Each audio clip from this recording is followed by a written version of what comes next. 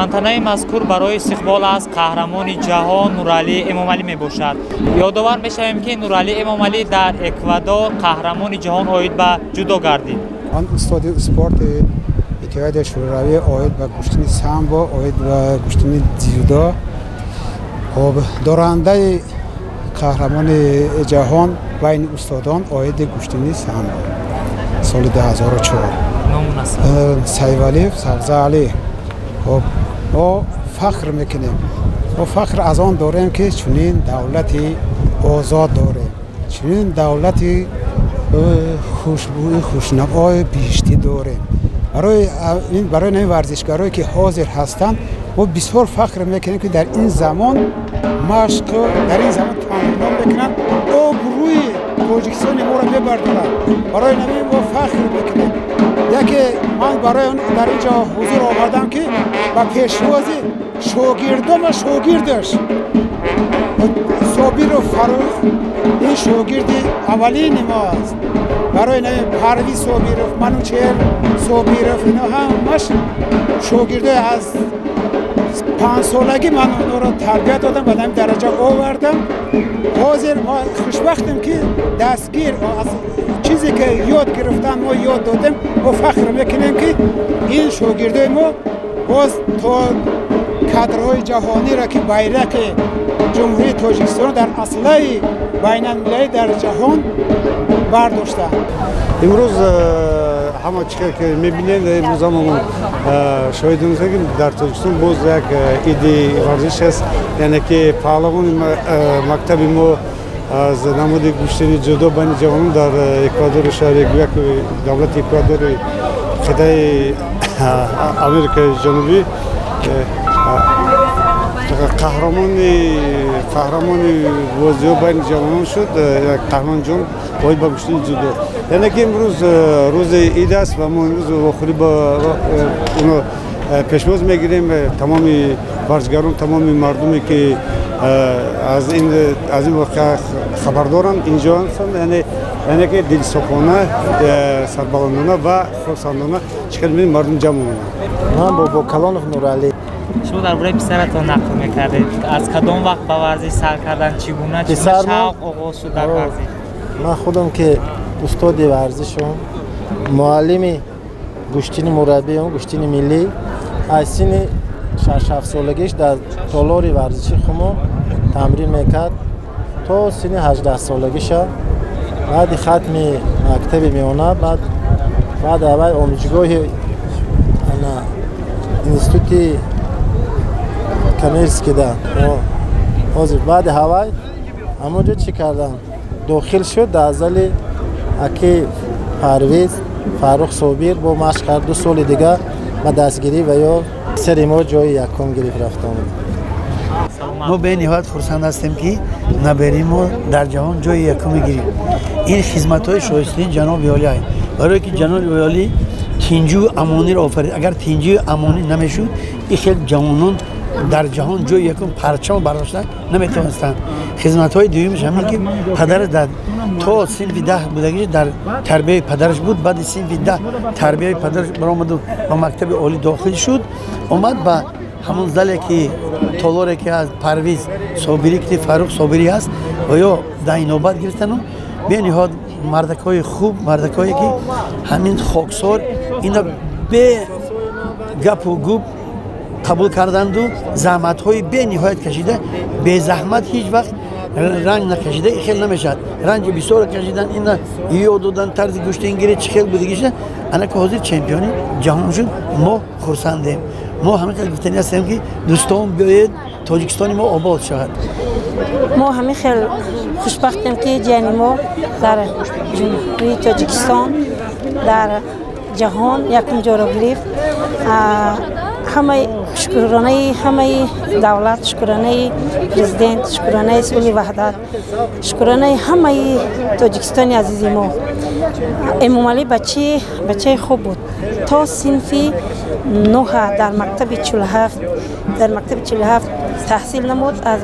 аз синфи 9 باز به مکتب ما به مکتب میانه رقم 7 تحصیل نمود. بچه خوب بود، بچه دانا بود. مادرش هم به همین مثل امام علی در همه چی پیشرو بود. همه وقت در المپیادها یکم جا بود. مادرش هم امام علی هم شکرانه همین جانمان که نام اولاد بلند نام اولاد بلند کرد و جای یکم را گرفت.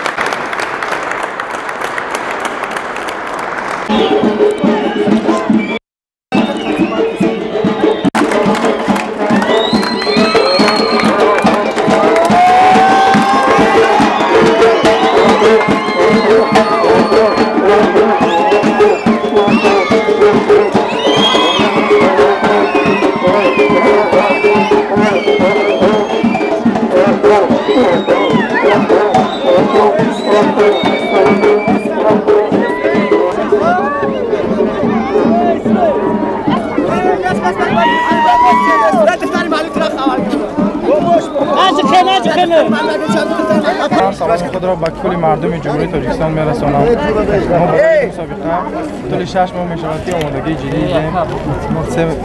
سه مشق‌های دست جمعی گذراندیم. از این مسابقه بین‌المللی گشتن گرفتیم. میکروفون خوشبختانه این مهنت‌های ما ثمره نگرفت. ما در این مسابقه چمپیونات جهان سه‌مین مدال طلایی این مسابقه گشتیم.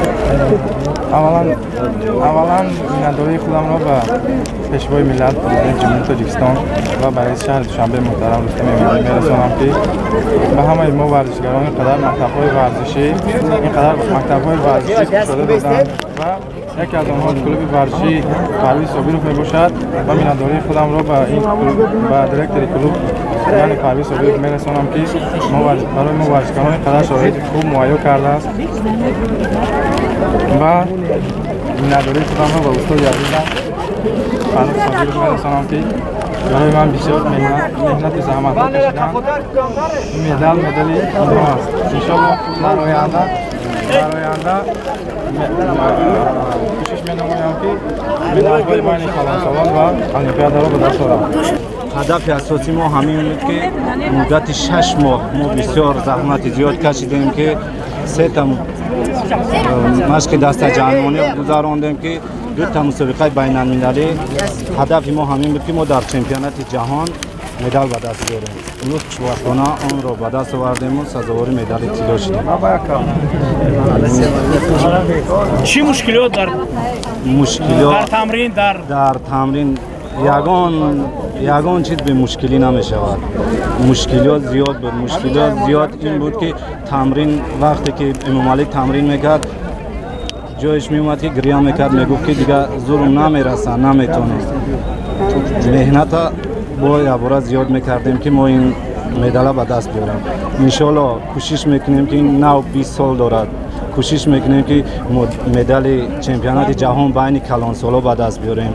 انشالله از خدا امید داریم که با مدال المپی به دست بیاریم. ما کوشش کنیم. من گفتنی هم که هر مربی کار میکند، هم ورزشگری صدقاً مهنت میکند، همه مدال به دست میارد.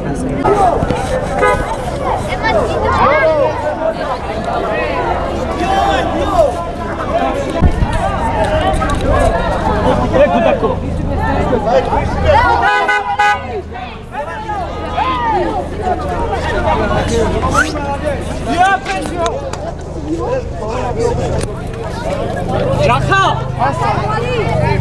Jaha!